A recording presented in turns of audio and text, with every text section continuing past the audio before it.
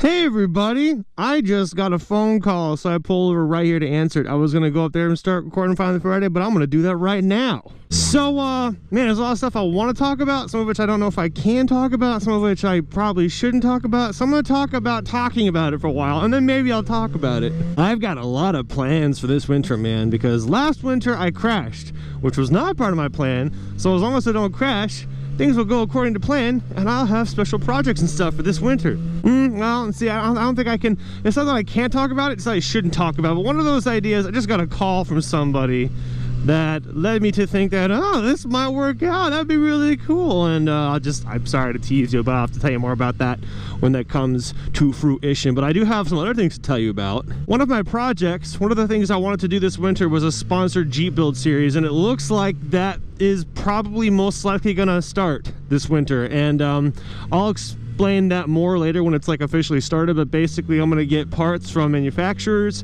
and 4-Wheel Parts is going to put those parts on my Jeep, and I'm just going to make videos about it. And that's the short version. But it looks like Jeep customization videos are going to be happening this winter, so I'm really excited about that because I've been wanting to do that for a long while, and I've been waiting for this winter to do it because I got to find things to do besides just ride, because I can't ride as much in the winter. So there, that's happening. This is the biggest news, and this is one I have to and can tell you now. So I've had to keep quiet about this because I have been contractually obligated. I'm sorry, what am I stopping for? Idiot! There's no stop sign. I've been contractually obligated to shut up because, am I being followed? I might be, I don't think so. Because I signed something that says I'm not supposed to talk about nothing with Harley Davidson. Something is going down, and it's going down very soon. I signed a non-disclosure agreement that I'm allowed to talk about now, by the way. I've asked this a couple times just to make sure I'm allowed to talk about it. But Harley Davidson is having a new motorcycle come out, and they contacted me and said, hey, do you want to drive one of our new bikes somewhere for a few days? And I was like, why wouldn't I? And so, long story short, because there'll be a lot more of this later, Harley Davidson is flying my butt to Honolulu, Hawaii to drive one of their brand new motorcycles that just came out. As this video is being published, Friday morning, I will be in Honolulu right now. So there might be a mini meet. If there is, I'll announce it on Twitter. So if you happen to be on that island, watch my Twitter, because I'll announce a meetup if there is one to see some of you fans there.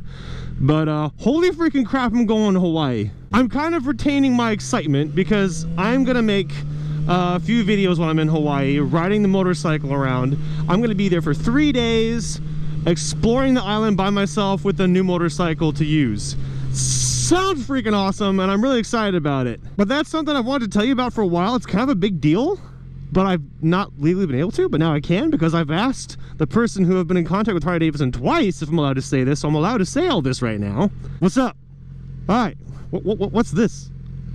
I don't know what that means. But I'm obviously going to record moto vlogs while I'm there, and those will be coming out during the winter. I'm really happy and excited and grateful for that. Stuff happened today that I didn't record that really should have been on whatever Wednesday, but I didn't get recorded, so I'll just tell you about what happened today. This morning I took my McJeep over to Bowser's place to put in some horns. Now, I plan to do a train horn at some point, you know, like a big, obnoxious, useful, efficient thing. But until then, I thought, you know what? It has a crappy little stock horn. I bet you could replace that for cheap. And so I looked it up, and yeah, there's like replacement horns for universal vehicles, and they're cheap. And I thought, well, I think it's worth replacing my stock horn with something else for now until I get the train horn. Like, you know, why not? So I got a couple hella horns. They're just, you know, a couple disc horns, and it's 35 bucks. So that's a good price for, you know, literally replacing them. So I took them to Reed's, and he put them in, and really easy swap. They don't sound like amazing, but they are loud. So, you know, for $35, I'm happy with it. But while I was there, I looked across the street and I saw a dog. I saw a little corgi walking himself on the corner of a sidewalk, and I said to Bowser, hey, do you know whose corgi that is? He goes, no. So I was like, great. Another lost dog that I am morally obligated to take care of. So I went to the corgi, and she was good. She was good and old, And I said, come here, and I you know, held her like this. She was old, and I was holding her like this and walked. Let's go fine. So I just walked around the neighborhood looking at, like, for open doors, open garages, or people outside. Hey, you know who this is? You know whose this is? Half an hour later, basically, I was able to find some people who thought they knew who it belonged to. So I walked back the direction I'd come from, took the dog, and I found another open garage door.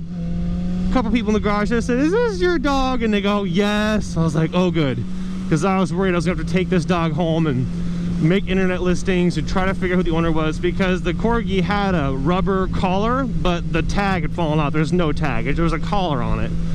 I was like, okay. But anyway, I found the owner, and that worked out really well. I was really happy because, you know, whenever I see a dog lost, it makes me sad, and like, I will stop whatever I'm doing to take care of that dog if I can. The other day, when I was doing my Texas trip, I stopped at a gas station at night, and this like black lab puppy, probably wasn't more than a year old, was just bouncing around and running like out in the field behind the semi trucks.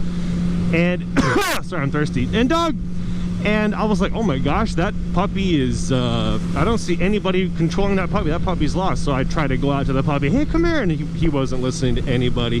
He's just out there running around. And then he ran away way back behind like 50 or 100 semi-trailers, a place where I couldn't get to. And I looked way back then. I just couldn't see him. Like, he's gone. And so, yeah, that was a dog I could not save. I think that puppy must have come from some other travelers who also stopped at that gas station, had the dog get out and let it slip out underneath their nose. I hope that dog's okay, but the moral of the story is, when I see a dog, I always think, if that was Ronan and someone just saw Ronan out and just let him be there, come on, I would want someone to do everything to make sure Ronan gets home. So I need to do the same thing for someone else's dog. That being said, it worked out today. The corgi got home and everyone was happy, and it made me happy. But inversely, that other dog that I tried to help, I couldn't help, and it made me sad. The end. I've been playing a racing game today and last night. I stayed up really late last night. Need for Speed Hot Pursuit. I've been meaning to play it for a long time, and I finally got it.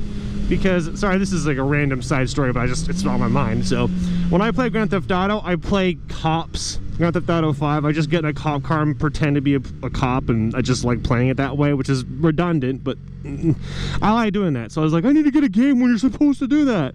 So I finally got Need for Speed, and I got it because it was on sale yesterday, because yesterday was Black Friday. So I was playing it until 2 in the morning, which is late for me. And I was like, holy crap, this is fun. And I got up and played it again. Anyway, the moral of the story is, I have fast cars in my mindset, and so I have to like, nope, this is real life. No fast cars, no hijacking. Mother of God, your beard is magnificent. Who does your hair? So yeah, I'm glad I finally got to tell you about some of my plans for the winter, and I will tell you more things as they become relevant. And I apologize again for giving you like that vague lead as to why I pulled over and what the call was, but hopefully you understand that I tell you these things when I'm supposed to, for a good reason. Oh, I'm in a big open road. This is a good place for me to roleplay Need for Speed. I go faster.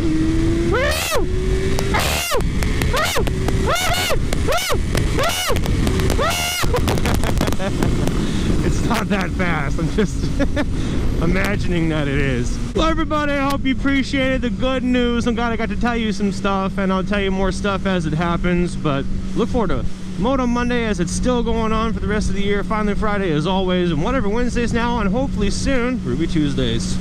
That's all. Thank you guys so much for watching and supporting me. I will see you later. Bye.